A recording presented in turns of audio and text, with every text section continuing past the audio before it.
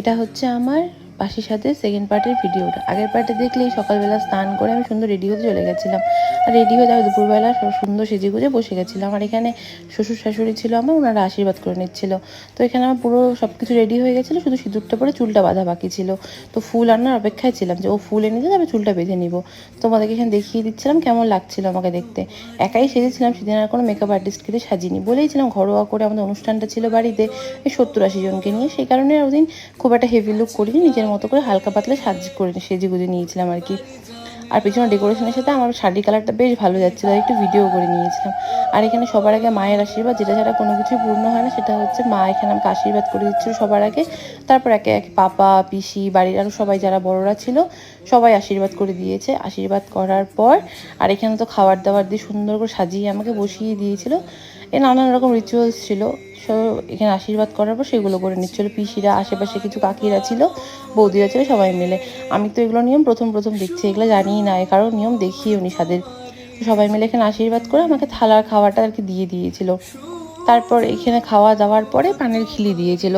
আসলে সত্যি বলতে জানো, আমার খাওয়া দাওয়ার প্রতি এখন কোনো ক্রেভিংসই নেই, মানে কোনো কিচ্ছু না, শুধুমাত্র বাড়ির খাওয়াই ভালো লাগে, বাইরের খাওয়া তো ভালো লাগেই না। তার উপর হচ্ছে মাছ মাংস কোনো কিছুই ভালো লাগে না আমার। মানে আমি একদম পুরো উল্টো হয়ে গেছি, পুরো নন ভেজিটেরিয়ান ছিলাম, সেখান থেকে পুরো ভেজিটেরিয়ান হয়ে গেছি আমি। এখানে এত প্রকার মাছ ছিল, আমি কোনোটাই খাইনি। পাপারা বারবার করে বলেছিল, পাপা মা ওরা যে কী মাছ খাবো, সেগুলো কী পছন্দ সেগুলো আনতে।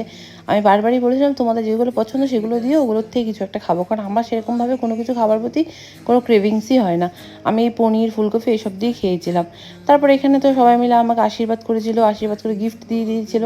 আর এখানে আমি খেতে বসে গেছিলাম, কারণ অনেকটা দুপুর হয়ে গেছিলো সেই কারণে। আর আস্তে আস্তে সবাই এখন আসা শুরুও করে দিয়েছিল। তারপর এখানে কিছু কিছু নিয়ম থাকে, সব খাওয়া আর কি একবারে ধরে নিতে হয়, ও কিছু কিছু ওইসব করার পর তারপর আমি খাচ্ছিলাম। আর আমি যখন খেতে বসেছি তারপরে আমার দুই বান্ধবী এসেছে, আসার পর তারপর ওরা আমাকে ভিডিওগুলো করে দিয়েছে।